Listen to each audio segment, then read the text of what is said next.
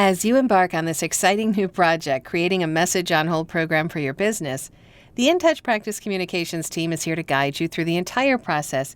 We want to help you understand why we do things the way we do. Now, one of the most common questions that our clients ask us is, why do you use the style of writing that we use? Sometimes casting aside what might be considered a professional writing style and choosing instead to adopt a style that seems a little bit more informal.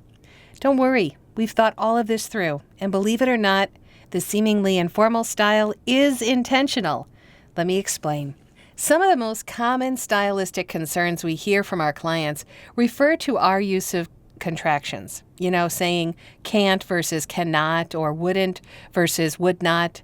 Our use of general pronouns rather than specific ones, such as they versus he or she. And of course, the seemingly random suggestions for word order changes that our writers may offer you as you're going through this process. As with all of these, our team of writers have their reasons for why they suggest what they do. Here are their motivations for the stylistic choices that we make in the script writing process, so maybe you'll understand a little bit more. Now, while many of us were raised with the understanding that there's a difference between proper English and casual English, our daily internet use is really causing those lines to blur. Right now, written language has a new immediacy that it never even had before, making its users expect to see even serious information written in a more casual, speech-friendly style. Language is continually evolving, now faster than ever. So this really changes the grammar rules that used to be the law into stylistic choices. So let's start with contractions.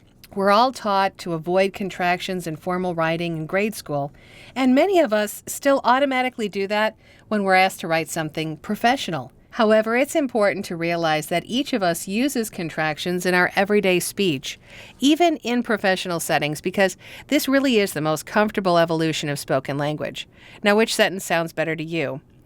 Sure, I would love to go get ice cream with you. I cannot wait.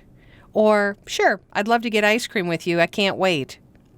Which version sounds more speech-friendly? The answer is definitely the second one, which utilizes contractions. Now, moving on to general pronouns, this is a really simple one. The use of they and them in place of saying him or her. While we all know that using they is not technically grammatically correct in some forms of professional writing, remember, this is actually professional speaking, which means some of the rules are kind of different. Now, in this case, which sentence sounds better? When a customer comes to your front desk, give them an entry form, ask them to fill it out, show them to the exam room. Or, when a customer comes to your front desk, give him or her an entry form, ask him or her to fill it out, and show him or her to the exam room. Yuck.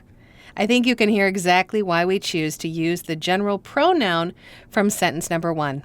Not only does it sound better that way, it also prevents our voice artists from having to do a tongue twister. So then we go through the copywriter revisions ideas. Now, the copywriter who works with you on your message on hold program have their fingers on the pulse of the message on hold world. They're always thinking about how to write everything in a speech-friendly style. Some of the suggestions our writers may make are designed to eliminate tongue twisters and alliteration from the messages. For example, the following sentence looks really great in writing, but it's really hard to speak. Pest preventatives protect your pet. That's a lot of P's. How about this one? Some students understand that success is the result of using studying strategies that support their strengths. Wow, that one's kind of hard, huh?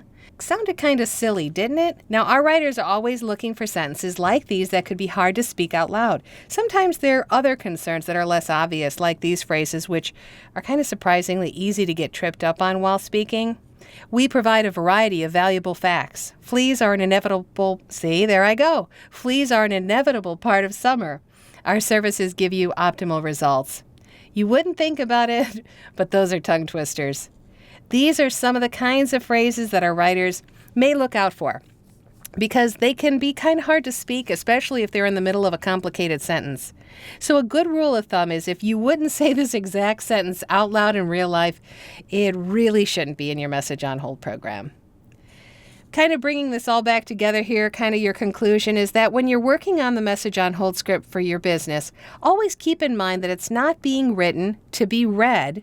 It's being written to be spoken and listened to. That's really the big thing. It's being written to be listened to.